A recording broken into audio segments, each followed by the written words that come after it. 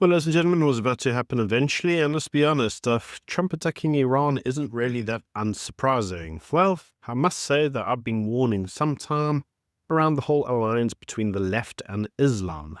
In the immortal words of Charlie Kirk, Islam is the sword the West is using to slit the throat of America. And you know what? For my troubles, for just passing on the news, I don't actually comment on it with my own personal opinions that much. Before me just showing you what's going on, I've had numerous forms of, let's call it hate speech. I've had numerous forms of hate speech on the internet, with some tools deciding that they would make their entire channels and their lives around, well, dissing me. And all I can say to that is, what a sad, pathetic little individual. In any case, let's actually look at some proper stats. And we're reminded that Muslims in Western countries continue to vote very left, despite being, on the whole, very, very conservative. Now, one has to ask the questions as to why they do that. Well, that's because there is an unholy alliance between the left and Islam, and I've been trying to talk about that for some time. Now, before we all look at Trump's intervention in Iran and say it's about oil, well, if you actually look at the current oil productions, Trump's America is currently outstripping every other country in terms of oil extraction. Yep, that's true. America now extracts most of the world's oil. Make of that what you will. In any case, we must remind ourselves that the regime in Iran has literally said every single day for 40 years, death to the West, death to America, and death to Israel. Yeah, I mean, this has actually been going on for a very long time. And there was a suggestion that because they constantly ask for the death of pretty much everybody, that if they ever got their hands on a nuclear bomb, that they may just kill us all, because that's their version of Islam. Their version of Islam is that if we destroy the world, we'll bring about the end times, and they'll bring about that Messiah, and everybody can go to heaven. I mean, it's pretty nuts. And that's why many individuals cast the Ayatollah and his brand of Islam to be nothing more than a death cult. In any case, it is what it is. Now, according to the news, the Ayatollah had actually suggested that if Trump had actually hit or done any form of military strike against Iran, that he would create a nuclear bomb within 24 hours. Now they tell us that they could create an atomic bomb in pretty much 24 hours and then threaten the world. Well, that didn't really happen. Because after all the rhetoric, after all the negotiations, Trump effectively bombed Iran. Now, the initial suggestions was that Israel bombed Iran, and then Trump had to come in and say, actually, we bombed it together.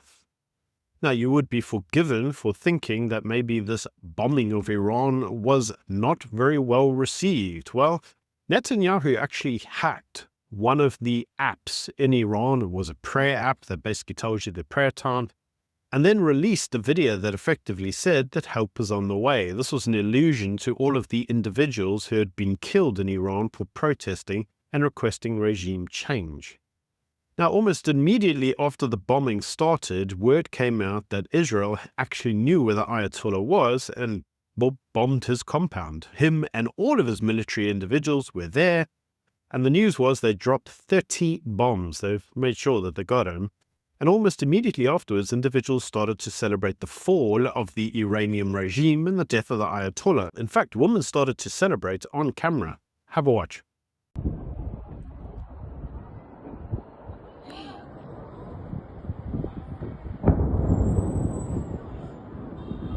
دهنتون رو سرویس کردن حقتون میشه جونتون میشه جونتون میشه جونتون میشه جونتون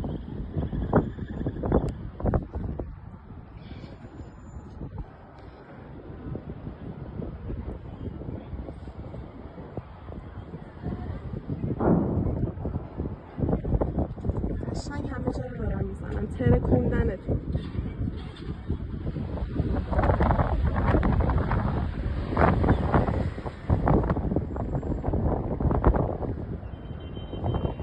دهنتون رو گاییدن حروم زادا.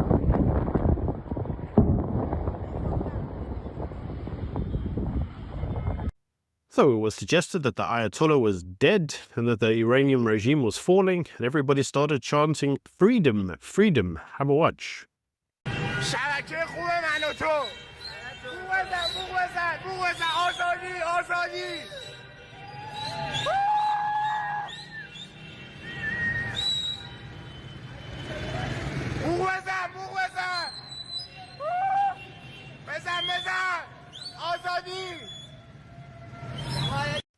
Even in high schools, they started chanting, "We love Trump."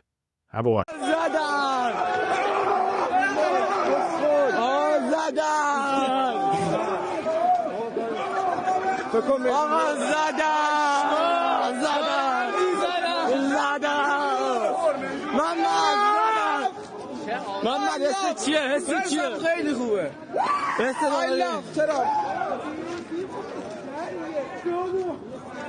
But it wasn't just in Iran that they were celebrating. Remember that the Iranian diaspora, the Persian diaspora, is huge because Iran's pretty much a shithole and it's very dictatorial, where if you don't follow a certain version of Islam, they hang you from a crane in the middle of the streets, in front of your family, which happened repeatedly, almost weekly in Iran. This wasn't isolated events. It's just the standard form of operation in this country. Now, almost immediately, people in the Western nations or the nations where they sought refuge started to celebrate. Have a watch in London. Speak to Dr. Venus Shapari, one of the organisers of this protest from Stage of Freedom. Venus, you were telling me the atmosphere this week is very, very different to previous protests due to what we've seen in Iran this morning. Yes, that's absolutely true. Thank you for being here. People in Iran are very happy because this was a humanitarian intervention that the United States and Israel, they decided to go ahead with this intervention this morning.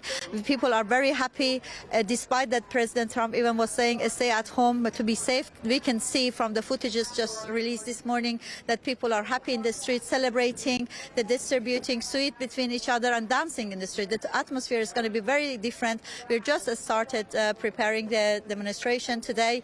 We're organized for every Saturdays at the Stage of Freedom, and as you can see, we just started the program.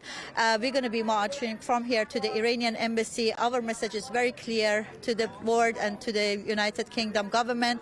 We expect them to really stand with the Iranian people, stop appeasement with the Iranian people, Iranian regime, because Iranian people are very important what they want. Have a watch in Australia.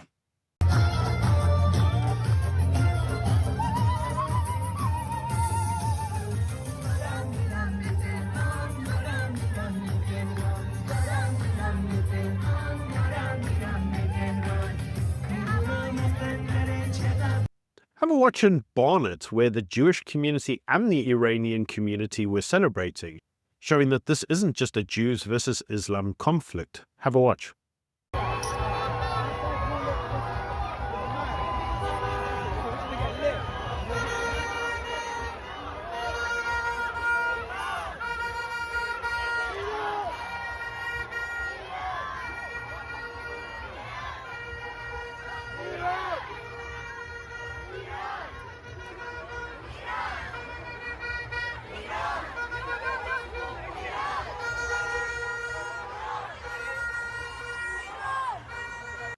Have a watch in Australia.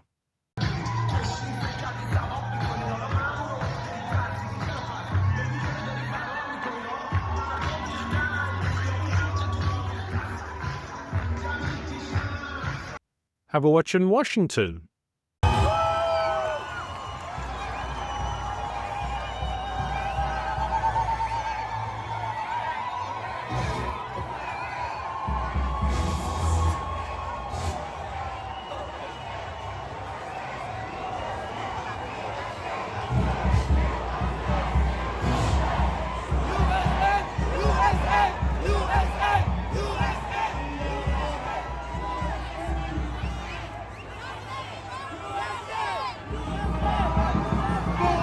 Have a watch in Italy.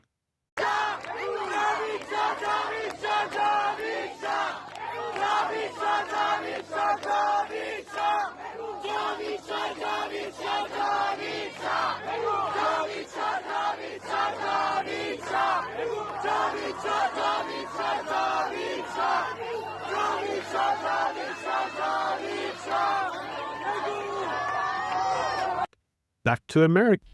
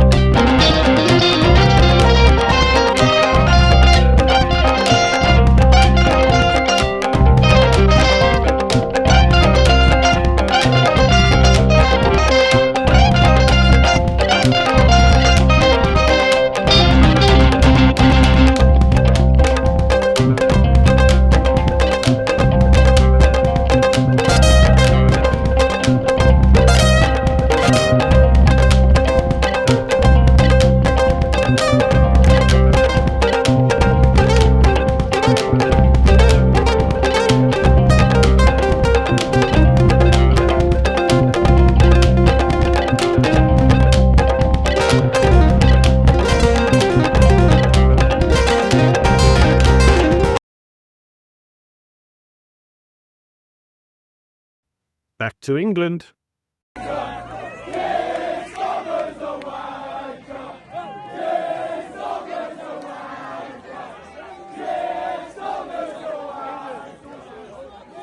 Now to Syria.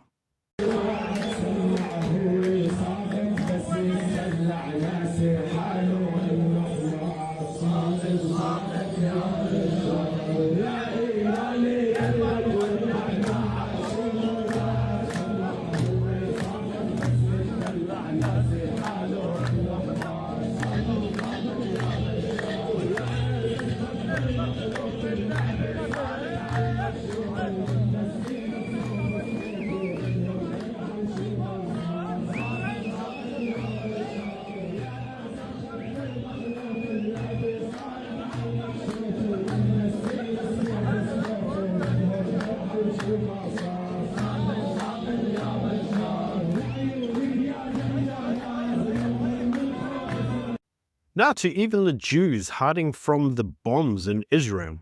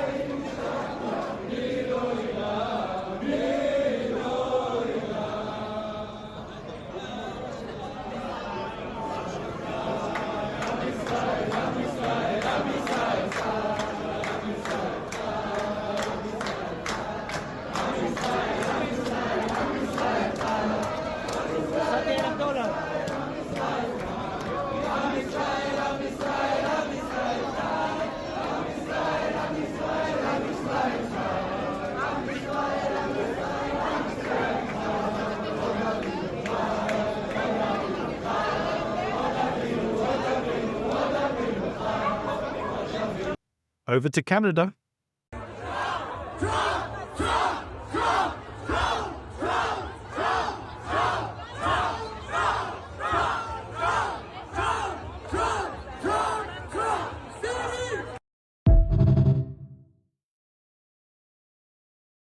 I could keep doing this all day long, and this video is going to be a very, very long video. People were celebrating astronomically, but in the West, individuals thought, you know what? The axis of evil must be defended by the left. And they did. And almost immediately, the Iranians said, like, are you people stupid? In fact, have a watch of this comment from an Iranian saying, like, you guys must be mental. Targeted military strikes against the IRGC, the Ayatollah's terror army, is not an attack on Iran. It's not an attack on the Iranian people. It's quite literally the opposite. It's targeting the very people who are massacring unarmed civilians on the streets of Iran. Let's not forget 36,500 civilians, unarmed civilian, massacred in the worst way possible on the streets. We've seen beheadings, we've seen chemical weapons being used, rape, torture, and it's still ongoing. So targeting these people, targeting this regime that is occupying Iran, is not an attack on Iran. No Iranian is calling for an attack on Iran. Rather, Iranians are calling on the West to target the killing machine of the Ayatollah to help them achieve their democratic aspirations on the streets. Despite facing a fully armed, fully radicalized suppressive apparatus, the Iranian people have been taking to their streets in their millions. We have witnessed horrific scenes that even by the standard of the Middle East are unprecedented.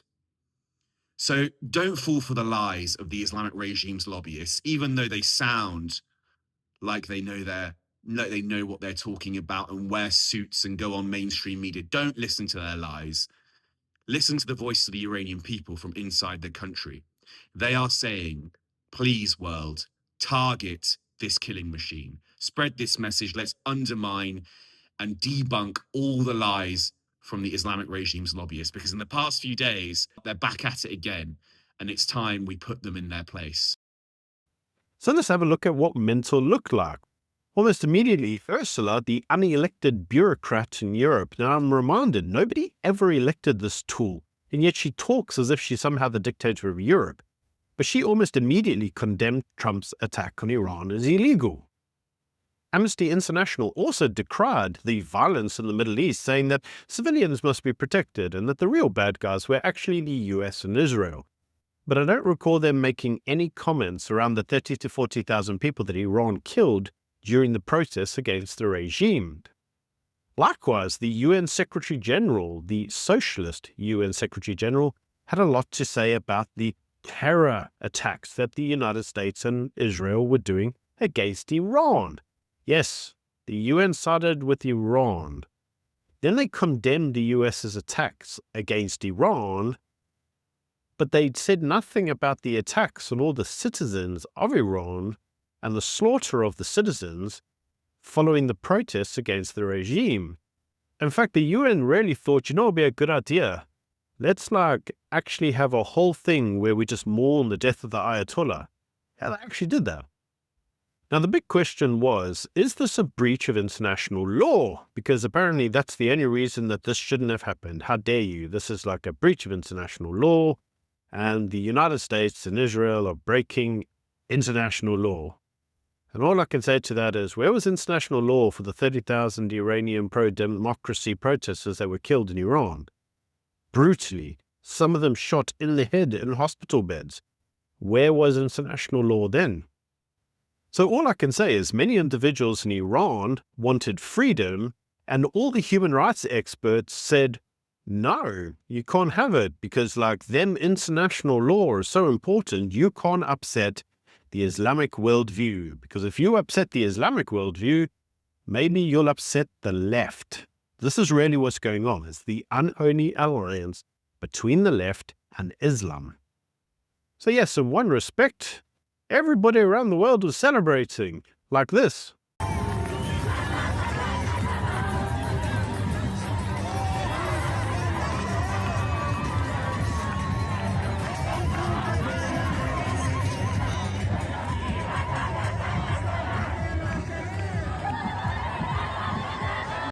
And in another respect, the left were decrying the death of a dictator and a mass murderer.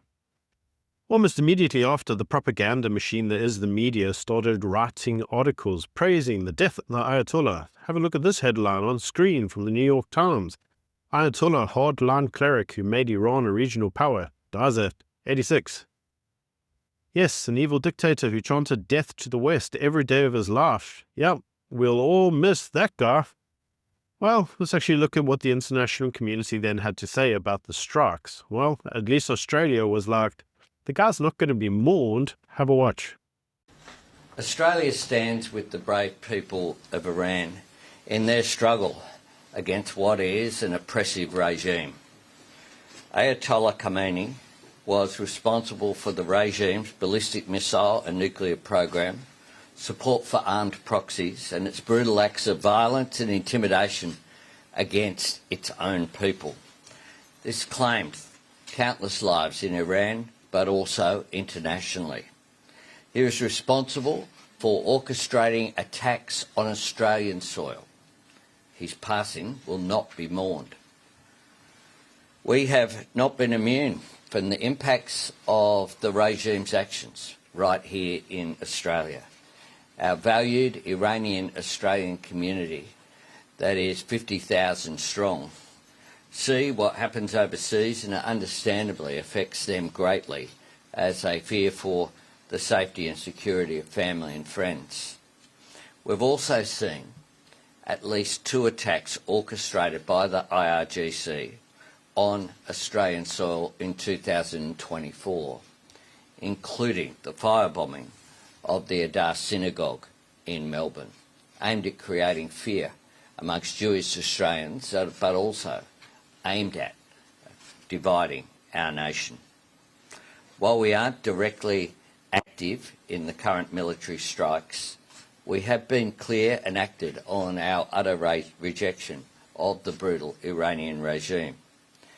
Last year, we expelled Iran's ambassador. That is the first time an ambassador has been expelled from Australia since the Second World War. And that underlines how seriously we took the gravity of Iran orchestrating an attack on our soil. We suspended operations at our embassy in Tehran, and we listed the Islamic Revolutionary Guard Corps as a state sponsor of terrorism. We've sanctioned more than 200 Iranian-linked individuals, including more than 100 linked to the IRGC. We have long recognised that Iran's nuclear program is a threat to global peace and security. With international partners, including the United States and the G7, we have called for the Iranian regime to uphold the human rights and fundamental freedoms of Iran's citizens. Sadly, these calls have gone unheeded and action has now been taken. We support the United States acting to prevent Iran from obtaining a nuclear weapon and to prevent Iran from continuing to threaten international peace and security. We are concerned about regional escalation and urge the protection of civilians. But in Britain, the Greens, who now have themselves a lovely new jihadi as their deputy leaders, well, they weren't so positive. In fact, they said that they really wanted to support the pro-Iranian regime in Britain.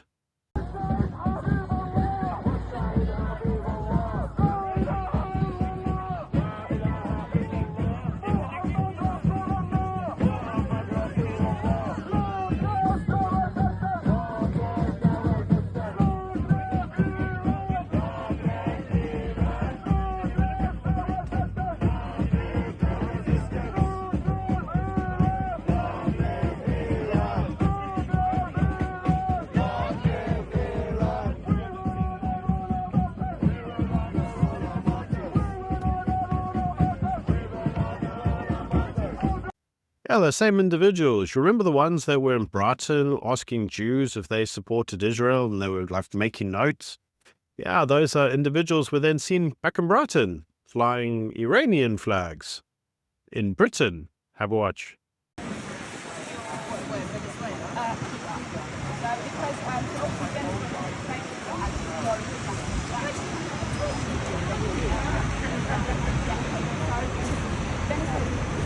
Actually started to see how this actually works now in Britain, with the majority of the Muslim commentators and the left-leaning media all saying that the attacks against Iran were illegal. One school in Iran actually got bombed, and apparently the news was that 44 kids had been killed. And almost immediately, Al Jazeera, left-leaning Arab media that has been very biased in this coverage of Israel, said that it was actually the work of Israel. Israel had bombed them, but then it subsequently turned out that that was a lie. It was an Iranian missile that backfired and then fell back down on their own school because their missiles are crap. So, yes, you see how the propaganda works. But this propaganda has been going on for how long against Israel? But I'm reliably told that these guys would never lie to you. Well, the Greens leader said that the UK should end its special relationship with the US because apparently the US and Israel are now rogue states after its attacks on Iran.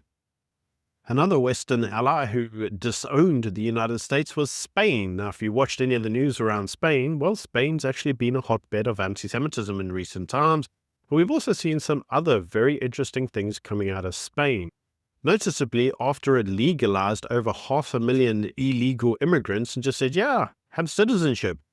Now, the left parties in Spain, the socialist parties who are in control, were very clear that the reason they had done this was in order to ensure they don't lose their next election. In fact, the Spanish PM himself had the following to say about the conflict. Por tanto, ¿cuál es el lado correcto de la historia? Pues estar en el lado en el que la historia ha demostrado que se puede garantizar la paz.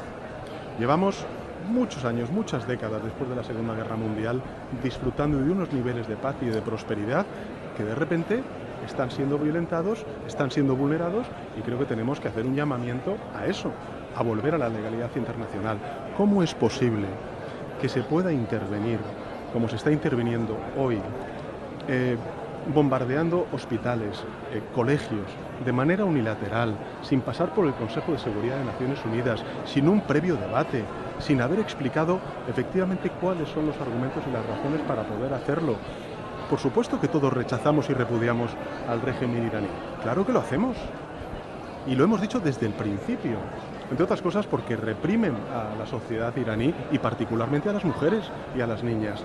Pero eso no legitima para hacer acciones unilaterales que vulneran la legalidad internacional y que dejan al final un mundo mucho más inestable, mucho más sufrimiento para gente que hoy corre el riesgo de morir como consecuencia de esos bombardeos. Y finalmente, ¿qué pasa con Gaza? ¿Qué sucede en Cisjordania? ¿Qué acontece en Ucrania? ¿Para cuándo la política va a ofrecer soluciones dentro del marco de la legalidad internacional para resolver estos conflictos, estas guerras que en lugar de reducirse se están multiplicando? Desde luego nosotros desde España vamos a defender siempre la legalidad internacional y las soluciones pacíficas a la crisis de Irán, a la de Gaza o también a la de Ucrania.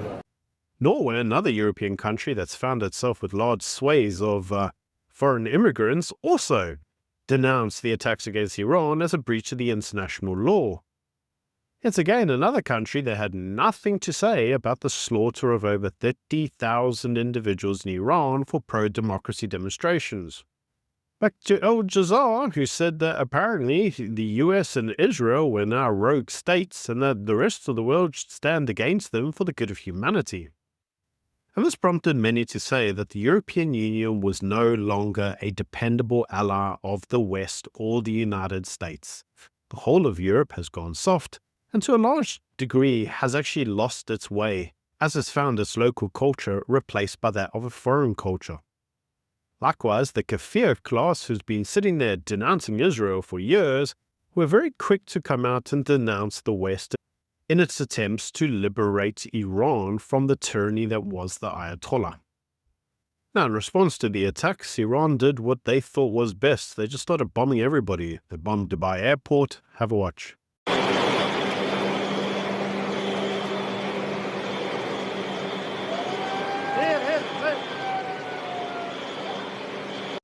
Then they bombed Jordan. Have a watch.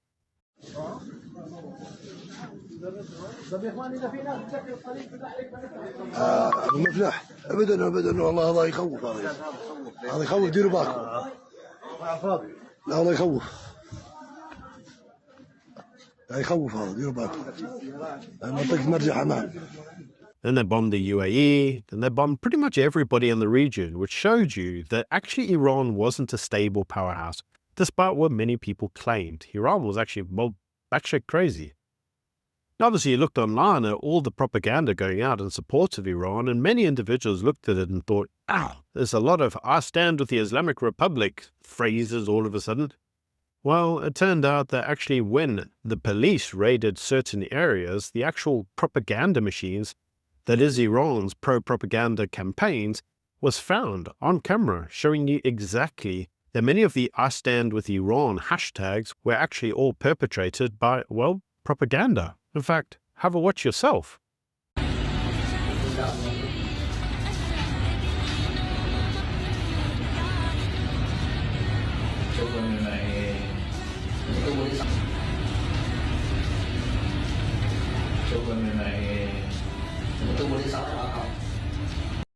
Now, any coverage of this would be lost without at least looking at the South African version of what they thought had gone on. Well, an IOL journalist decided to say that actually the Jews were all a vulture, and you know what we should really do is we should revisit some of Hitler's thinking. A director of a think tank in South Africa then went on to say that the United States can no longer be trusted anymore after what happened in Iran because the US and Israel are like rogue states.